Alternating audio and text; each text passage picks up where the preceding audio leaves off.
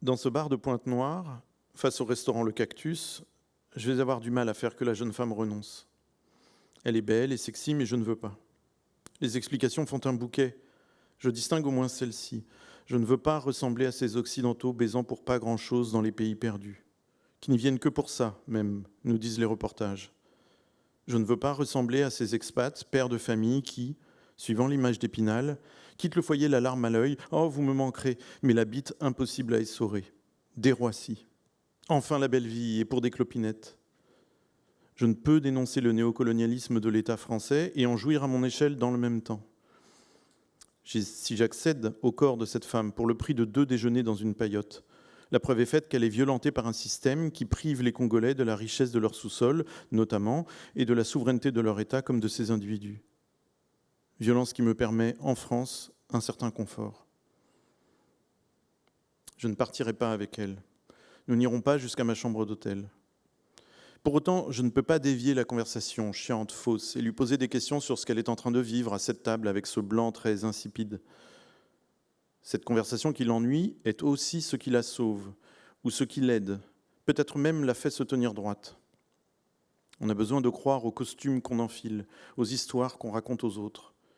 Et là, au moins dans l'attitude, elle n'est qu'une femme bavardant avec un homme. Je ne peux donner à cette conversation le tour d'une enquête sur la prostitution, quand bien même en sympathie, sans lui dire que j'ai vu clair dans son jeu. Je vous ennuie, vous changeriez de table si j'étais autre chose qu'un client. Une personne, par exemple, une rencontre, l'occasion d'un bavardage. Puisque vous restez, je ne suis qu'un client possible. Je ne peux pas profiter de ces whisky pour qu'elle m'apprenne ce que signifie le fait de se prostituer ici au Congo. J'essaie d'être délicat. La mettre à nu maintenant serait plus violent que la déshabiller dans ma chambre du Migitel. J'accable en écrivant bar à pute et ne fais que reconduire dans un livre les signes d'une violence qui court les rues, alors qu'un livre naît souvent de l'effroi ou du chagrin que l'on ressent à voir la vie négligée ou humiliée. Puis les filles et les femmes et les hommes qui se prostituent n'ont vraiment pas besoin que les écrivains leur maintiennent la tête sous l'eau. Ceci, trouvé sur le site Vice, dans un article consacré aux prostituées chinoises de Belleville à Paris. Des abus de la part des policiers ont lieu quotidiennement. La répression est de plus en plus violente, déplore Aing, qui vient d'arriver, lunettes sur le nez et téléphone à la main. La police a appris à dire pute en chinois pour mieux nous insulter. Ils auraient aussi bien pu apprendre à dire bonjour, dit-elle en souriant. J'avais 25 ans, elle en avait 40, l'année où je suis allé la retrouver dans les parages de la rue Saint-Denis. C'était une bonne nature, elle me parlait de tout, Aix-en-Provence, la météo, Charles Pasqua, avec une bonhomie qui aurait fait débander n'importe qui. Une fois, elle s'est interrompue, ma main parcourait son dos. « Oh, une caresse! Oh, ça c'est gentil !» Mais un jour, je ne l'ai plus trouvée, et comme un chien perdu, je suis souvent revenu à l'endroit où je savais qu'elle se tenait. 5 ou 6 fois peut-être. J'ai même questionné ses collègues, tout en devinant qu'elle ne me répondrait pas. Une autre année s'écoule et je la croise dans le 15e arrondissement. Je me précipite pour la saluer, tout en lui laissant le temps de me remettre. Elle ne me reconnaissait pas vraiment quand je revenais la voir du côté de la rue Saint-Denis, et elle m'accueille de la même façon, exactement, sans être embarrassée le moins du monde. Le drame n'est pas une option, semble-t-il. On parle de la météo, d'un scandale à la mode, ou en riant de ce 15e arrondissement qui n'était pas le mien et peut-être pas le sien non plus. Vous avez vu, je fais ma bourgeoise. Rien de tout ça, non. J'ai voulu respecter son anonymat, que son métier ne la désigne pas partout et tous les jours. La regarder s'éloigner était un crève-cœur. Je ne me suis pas placé dans le champ de son regard. Je n'ai pas appris d'elle comment la revoir. Et je ne l'ai plus que jamais croisée. La rage qu'on entend dans « bar à pute ». Pour dominer, certains hommes et certaines femmes n'ont que la violence et l'assignation verbale. Si la prostitution entérinait la domination masculine sans ambiguïté ou sans zone d'ombre, l'homme n'aurait pas besoin de la rejouer dans le langage. Un soir, sur le boulevard de la Guyane, j'ai vu un homme être éconduit correctement. S'éloignant, malgré qu'il en est, je l'ai entendu gueuler « sale pute ». L'instant d'avant, il désirait cette femme. C'est maintenant un chien cherchant à mordre. Est-ce qu'on dit « saleté de poisson » à un poisson ? Celui qui dit « sale pute » parle à une reine, à une femme qu'il ne pourra toucher qu'en étant hyper violent. La prostituée en question ne s'est pas vue sur un trône toisant le pauvre type, non. Pendant 5 minutes, elle se sera félicitée d'avoir échappé au coup de poing, au coup de pied de l'homme furieux. Mais lui sait que cette femme est inaccessible. Il n'a pour lui que son amertume et sa rancœur. Trop de morale dans cette façon de chercher à humilier. Elle suffit à dire tout ce que le féminin fait au masculin, à quel point il le perturbe, à quel point le féminin trouve les hommes bien désarmés, n'ayant parfois que la violence physique et symbolique pour se défendre d'être fascinés. Je ne mets pas des feuilles de vigne au dictionnaire, ce n'est pas ça. Si je m'interdis ce bar à pute, c'est pour ne pas relever de cette masculinité qui trouve que ça sonne bien. De la même manière que les westerns ont érotisé Revolver et Winchester, des films et des romans ont rendu plutôt bas le virilisme des malfrats et des proxos. Je dois m'interdire ce mot qui sonne si bien alors qu'il tombe comme une baffe ou un crachat. Pour décrire la violence du monde, je dois me faufiler entre la joue et la gifle qui menace, pour agrandir l'espace au moment où il se réduisait dangereusement. Je peux sans doute y parvenir en décrivant ce que fait une prostituée, ses gestes, ses mots, sans tout ramasser dans un nom qui lui fera une étiquette qu'on prendra pour une identité. C'est une pute. Un mot seul est souvent une agression. Quand une phrase complète réintroduit des espaces, des blancs, des pauses, des repos, des combinaisons, du jeu. Toute la littérature est peut-être une vaste méfiance à l'égard des mots isolés qui sont comme des loups solitaires. Il faut les solidarités parfois mystérieuses des différents éléments qui font une phrase pour relever quelqu'un.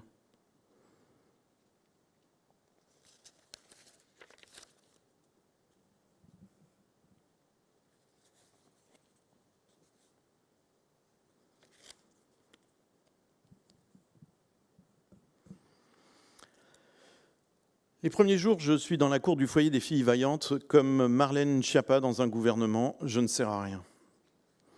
Une fois passées les présentations officielles, comment amorcer un vrai dialogue, construire la confiance ? Elle constitue un groupe et je suis seul. Alors on a vite l'air idiot. Désœuvré, je vais me tourner vers les enfants. Une toute petite partie de la cour leur est dédiée, 20 mètres carrés, et c'est la crèche. Ils ont entre 6 mois et 4 ans, il y a des filles et des garçons. Assis par terre, je m'improvise marionnettiste, sans poupée. Mes mains font mine de se promener sur le muret qui me sépare des gosses avant de se métamorphoser en terrifiante mâchoire capable de dévorer des enfants trop contents de jouer à se faire peur. Dans ma tête, je suis alors l'horrible croco des marécages puants. Encore, encore ! Ils veulent tous être mordus. Pour varier, je surgis aussi, grimaçant comme une gargouille, et ils courent se cacher derrière les 2 berceaux, trop heureux d'avoir un Mundele bien effrayant juste pour eux. En voyant rire la nourrice, les mamans aussi vont commencer à m'observer. Alors je continue, ce jeu pourrait me rendre sympathique. Au bout d'une demi-heure, je vais prendre une pause et me rapprocher d'elle, sous l'auvent. 6 poteaux soutenant 20 mètres carrés de tôle ondulée. Sur le tableau noir, les traces du dernier focus. Érection, contraception, préservatif. Comment ne pas sourire ? Les tableaux noirs de mon enfance sont peu servis pour ces mots-là. Il y était plus souvent question de Louis XIV, du plus que parfait et des multiples de 5. Pendant 1 heure, je vais me tenir au milieu du groupe et les écouter se disputer en lingala. Il est d'abord question d'un pas de danse qu'il faudrait faire comme ci ou comme ça, mais une fille arrive que les autres n'ont pas vue depuis quelque temps et Nancy décide de se la payer. « Mais dis donc, tu fais pas attention à toi, t'es épaisse comme si t'avais 30 ans. » « Elle en a 22, me précise Nancy. C'est gagné, je me dis, on s'occupe de moi, c'est une amorce de complicité. Nancy encore. Mais va donc faire du footing ! La dispute prend pour le plus grand plaisir de toutes les filles, électrisées par ma présence, je suis très bon public. Combat drôlatique, rivalité surjouée, ça balance pas mal. La visiteuse a une grande gueule, mais j'ai l'impression que Nancy ne craint personne, qui liste maintenant, pour moi, l'âge qu'elles avaient, chacune, lorsqu'elles furent déviergées. 8, 10, 12, 13, 15 ans. Les filles rient ou elles gloussent, mais sans la contredire, sans rectifier. Deuxième liste, celles qui se sont retrouvées enceintes alors qu'elles étaient vierges. Alors là, mon sourcil gauche s'envole. Qu'est-ce qu'elle veut dire là ? Ah ok, dès leur premier rapport sexuel. Elle en désigne 3 ou 4. Troisième liste, les enfants non désirés. Là, les filles réagissent un petit peu cette fois, mélange de gêne, de fatalisme, de je ne sais quoi. 4e liste, celles qui sont connues par le plus grand nombre d'entreprises. Intenable, vive, Nancy désigne une fille. Elle est connue de toutes les compagnies, oui, mais aussi des sous-traitantes. Toutes les filles rient. Je ris aussi, mais c'est du lourd. Les boîtes recrutent dans les villages, pour leurs expatriés, des femmes qui resteront 1 semaine, 1 mois, avant de recevoir, dans le bureau du comptable, une partie du salaire de l'expatrié pour avoir été sa femme durant 15 jours, 3 semaines. Je me fais tout redire et préciser car c'est assez fou. On ne te donne pas seulement un logement de fonction, on te le fournit conjugalisé. Beaucoup de prénoms incroyables dans les 4 listes établies par Nancy. Dieu veuille, ma vie, merveille, Diane des Nations, Reine, Bénite, Dieu de vie, Grâce. Et Juliana, dont les 2 petits frères se prénomment Chance et Gloire. Ces prénoms sont à la fois magnifiques et terrifiants en ce qu'ils mettent la barre beaucoup trop haut, creusant le contraste entre une vie misérable et les promesses non tenues par ces prénoms ambitieux, très coruscants. Que tu t'appelles Dieu veuille ou Dieu veille, comment ne pas être paralysé quand tu rapportes ce que ça dit à la réalité de ta vie ? Dieu l'a-t-il vraiment voulu ? Dieu a-t-il vraiment veillé sur moi ?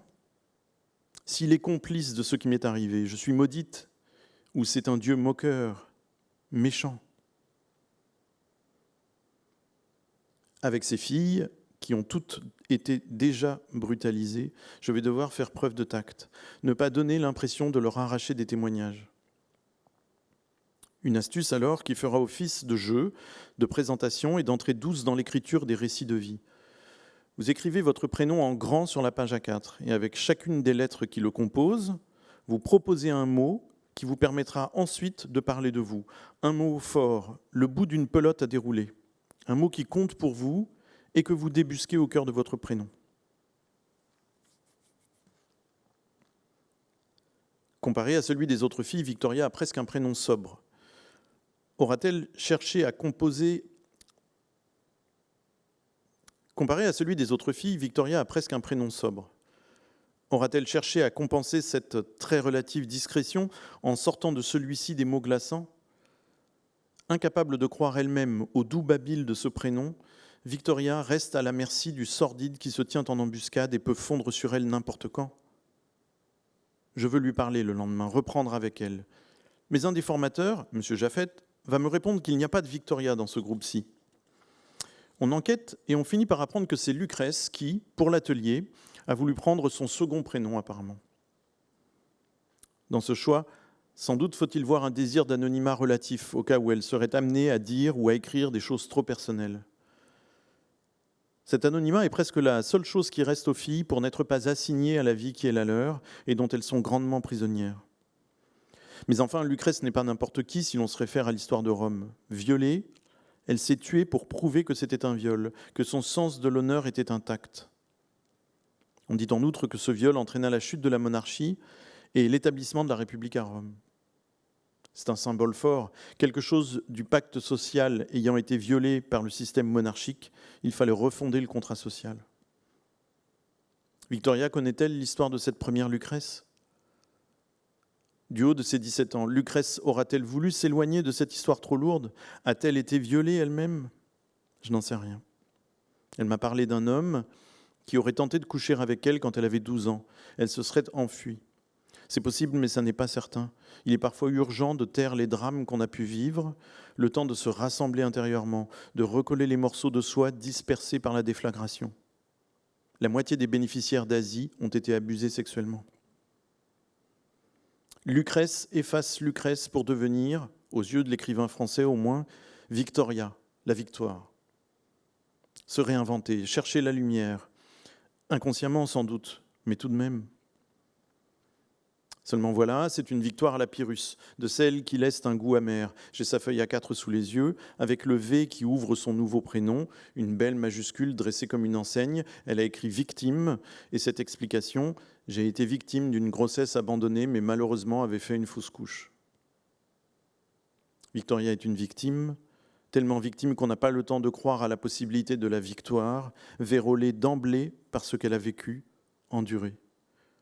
Dès que le prénom se dresse, hop, on lui coupe les jambes, on se moque de son élan. Qui veut crier victoire, gargouille en fait victime. Avec le T de Victoria, elle proposera torture et écrira pendant 1 heure sans s'arrêter. Ont-elles besoin de se raconter, de se confier ? Ont-elles besoin de moi ?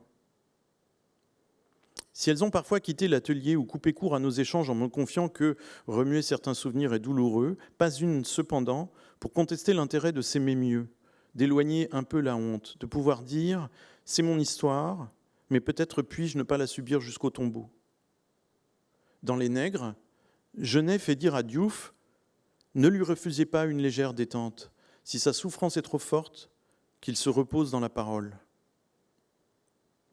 Au sein de la concession, des enseignants, des éducateurs et des psychologues travaillent pour les bénéficiaires du programme. Elles pourraient avoir le sentiment qu'on parle dans leur dos, que des choses se décident sans elles. Mais j'ai souvent entendu ces adultes se rappeler les uns aux autres qu'ils devaient travailler à ce qu'advienne une parole personnelle, exprimant des désirs et des ébauches de solutions. S'émanciper, notamment par la parole.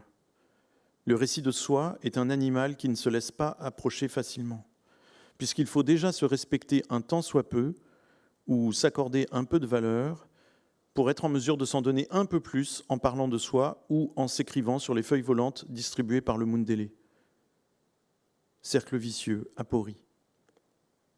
Note pour moi-même, il est possible de sortir de ce cercle vicieux en posant que l'écriture, voire toute la littérature, parle non pas de ce que nous pensons, mais à ce que nous pensons. Elle donne la possibilité de ferrailler avec ce que nous pensons. Des brèches apparaissent qui sont des failles, des défilés qui laissent entrevoir des contradictions ou des contradicteurs. Quand on se méprend, on fait du livre un soliloque ou une tribune. Il est alors presque sans mystère, sans tension. Quand au contraire, on parvient à constituer et à tenir cette adresse, parler à nos idées, à nos représentations, immédiatement il y a dialogue, conflit, élan, et les phrases deviennent alors des rivières souterraines forant les massifs avant de jaillir et d'être grossies ou contestées par tous les torrents qui les rejoignent ou les affluents qui les détournent un peu et les emmènent ailleurs. Je me serais éloigné des filles en suivant ces eaux vives ? Pas certain. L'écriture permet parfois d'accepter le tumulte qu'on a en soi et de narguer l'injonction qui nous est faite par la vie sociale d'y mettre bon ordre.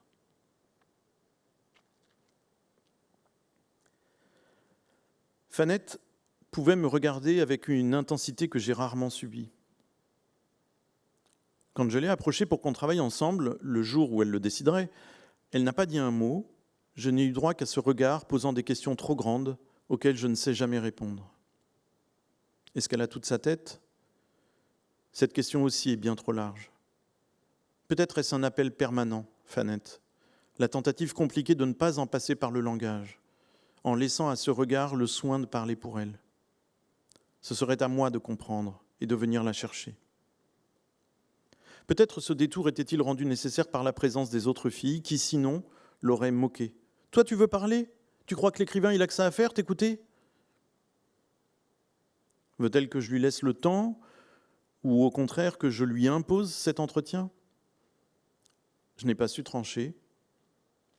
Quand toute une culture, celle qui m'a façonné, n'entend que les mots écartant le corps, le langage des yeux est incertain. C'est à la fois beau et désespérant. Il est d'autant plus ambigu, ce regard, qu'il doit d'abord être traduit en lingala et non pas en français. Parce que non, il n'est pas plus universel que celui des corps, le langage des yeux.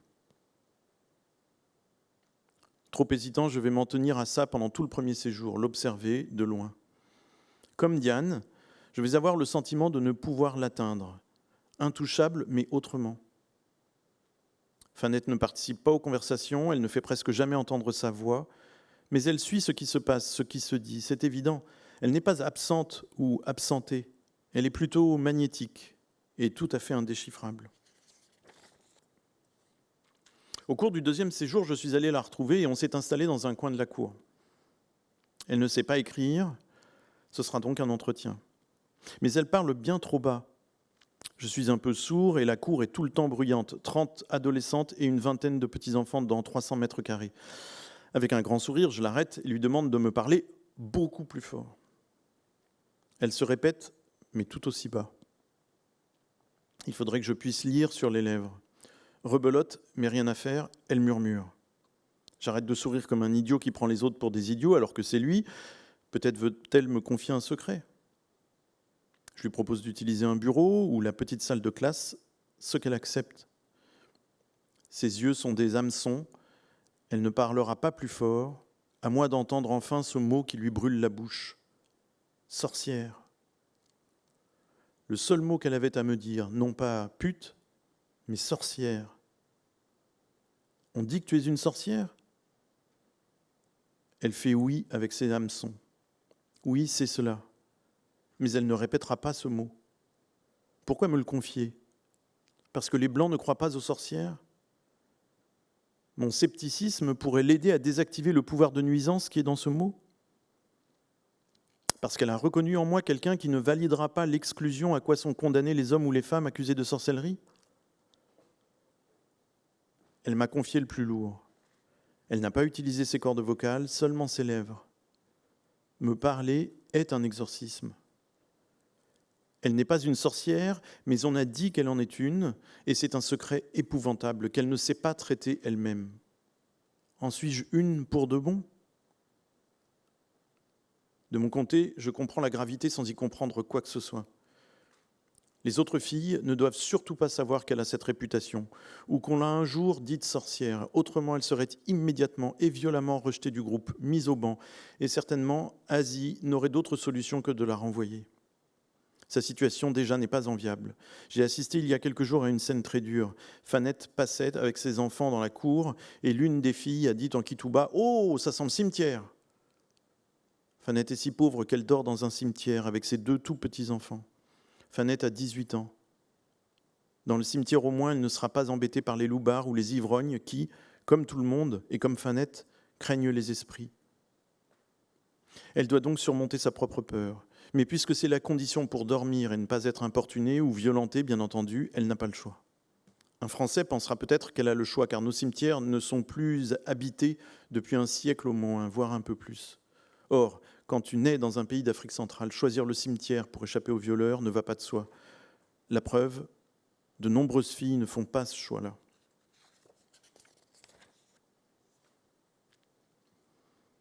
L'insoutenable témoignage de Fanette dit à nouveau que l'ombre, en plus de la misère, ce sont les proches.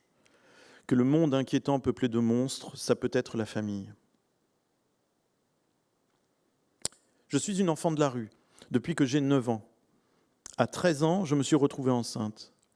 Le garçon m'a donné 20 000 francs CFA pour que j'avorte, mais il en faudrait 60 000, et il a disparu. Je ne pouvais pas accepter ça.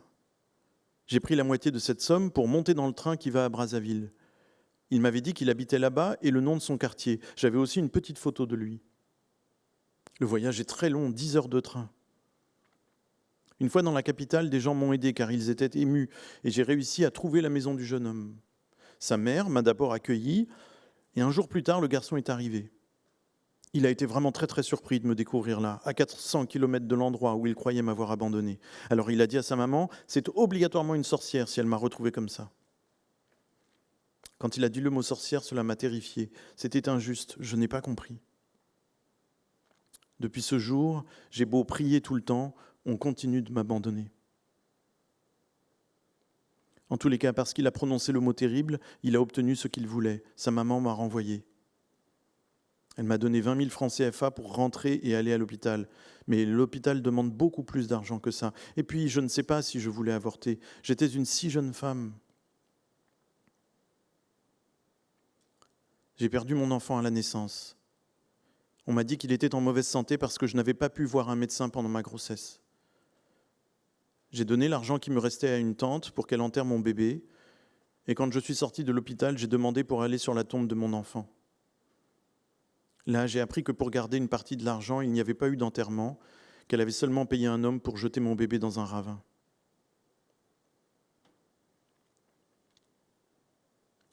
Depuis ce jour, j'ai beau prier tout le temps, on continue de m'abandonner.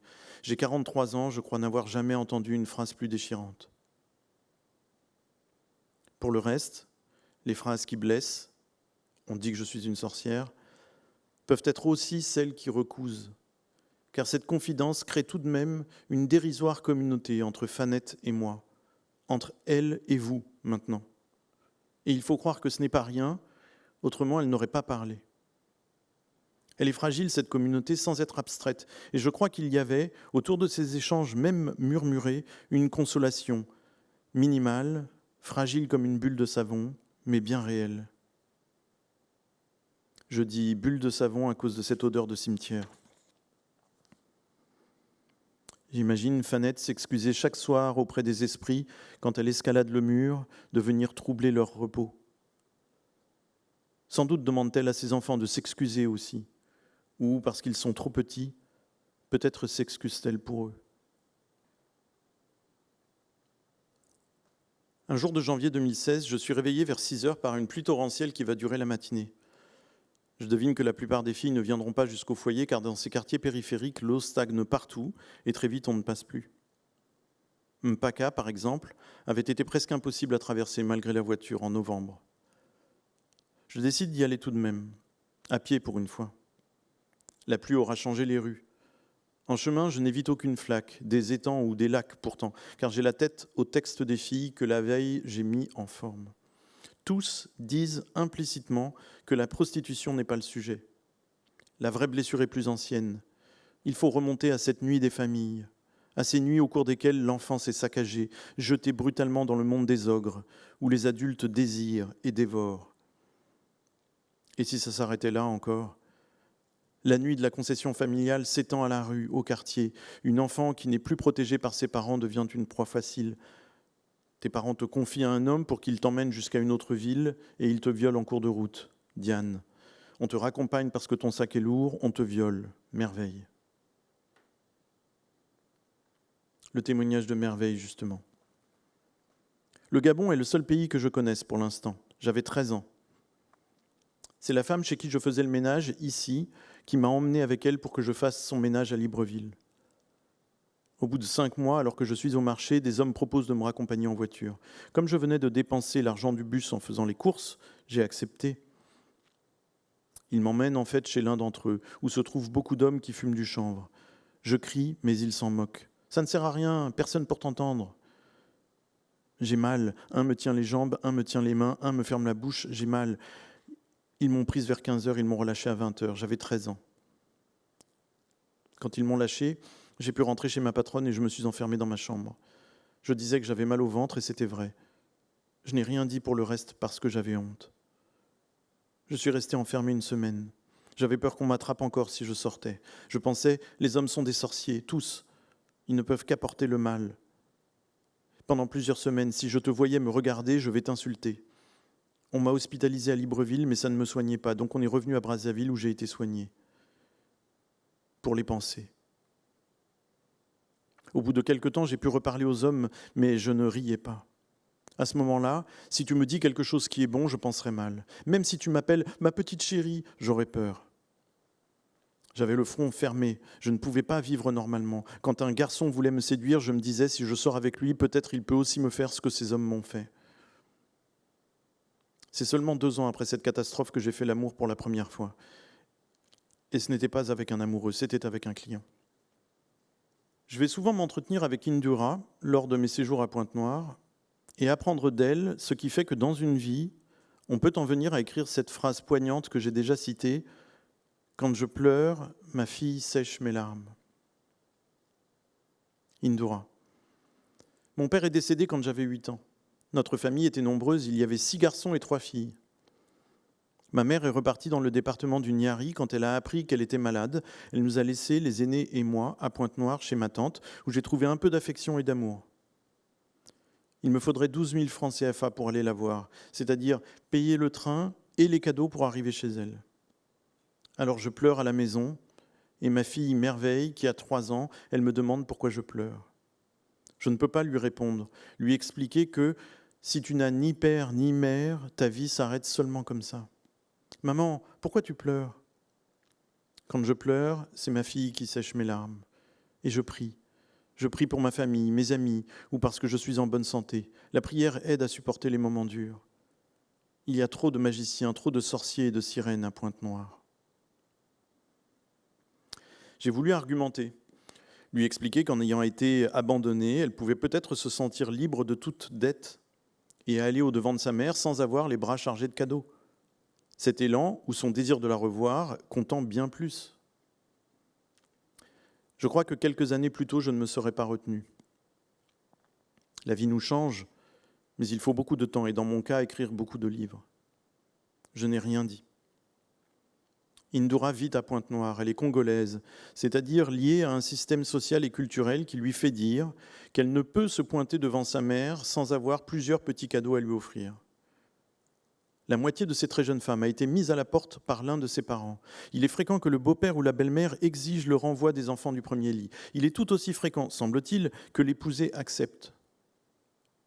Les bourgeois font-ils ainsi le ménage, eux aussi, quand ils se remarient, ou est-ce dicté par l'absence de ressources financières ?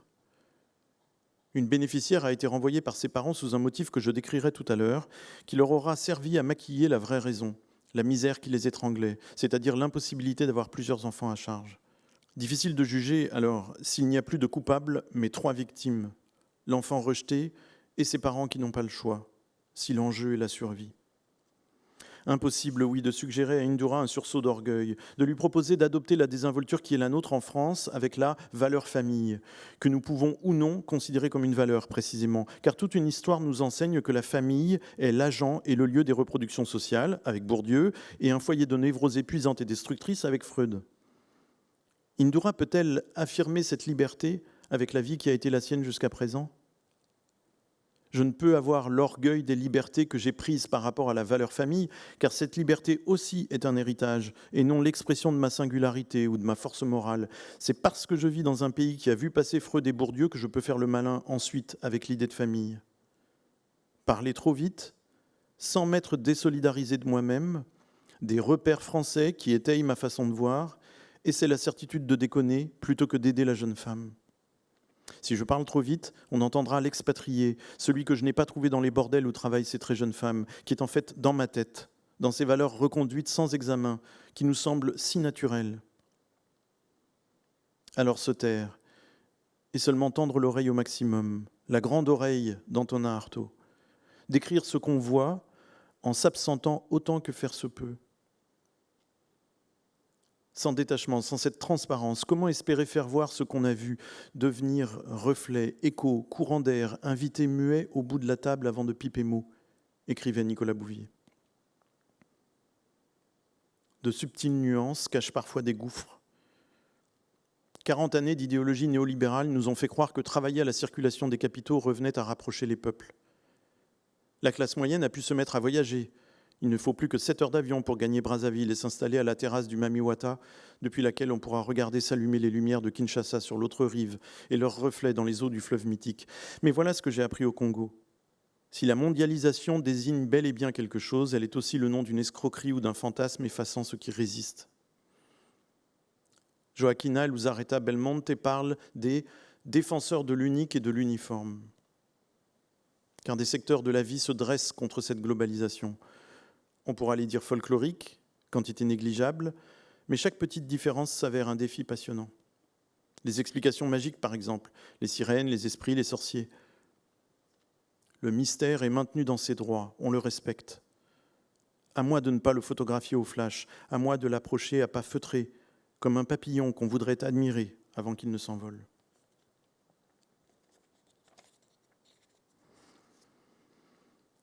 Alors écrivain, je dois tendre l'oreille pour distinguer tristesse de désespoir dans ce que me confie Chloé, ou pour comprendre que le mot « joie » est un peu trop large pour ramasser ce que me confie Rosine. Certains penseront que ce compagnonnage avec cette ONG fait de moi un travailleur social. Je m'éloignerai de la littérature. Pourtant, à me demander si c'est l'adjectif « stressé » qui décrira précisément Mercia, ou si c'est « angoissé » que je dois utiliser, je suis au plus près de la vibration qui a nom littérature. Les noms ne se valent pas, ils renvoient tous à des mondes différents ou à différentes formes de présence au monde.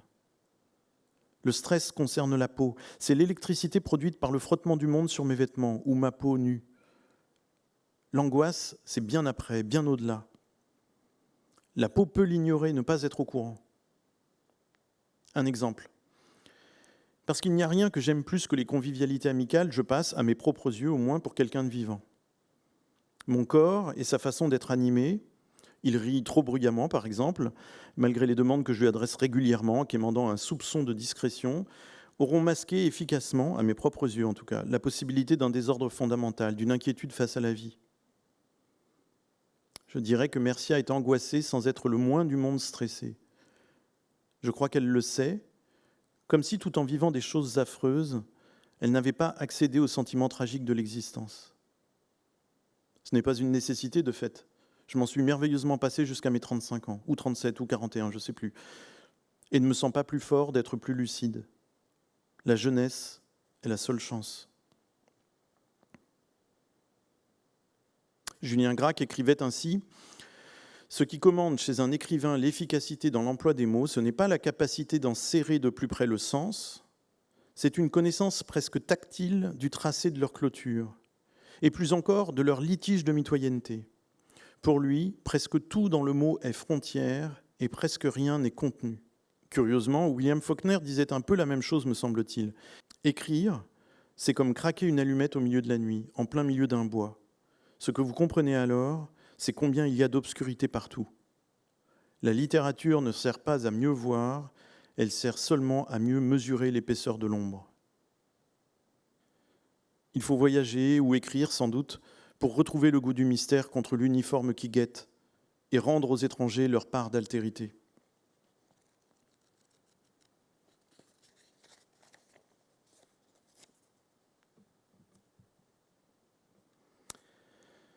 Le mystère, c'est la pleine lumière. Et c'est Bénite qui écrit « La nuit, les voix des gens me font peur aussi. Des gens se battent parfois. Il y a aussi le genre de garçons qui vont dans la rue pour y mettre la pagaille, et ils font alors tellement de bruit qu'on ne peut pas dormir. L'argent gagné, je l'ai beaucoup dépensé, en boissons, en vêtements. Je n'avais pas de love ou de cheftaine qui m'en prenaient une partie. Tout ce que je gagnais, c'était pour moi. Des copines me conseillaient de parler avec Asie, et j'ai fini par accepter parce que je savais que la police voulait m'arrêter. Venir au foyer des filles vaillantes, c'était une façon de fuir la police. Ils voulaient m'arrêter parce que je dansais n'importe comment.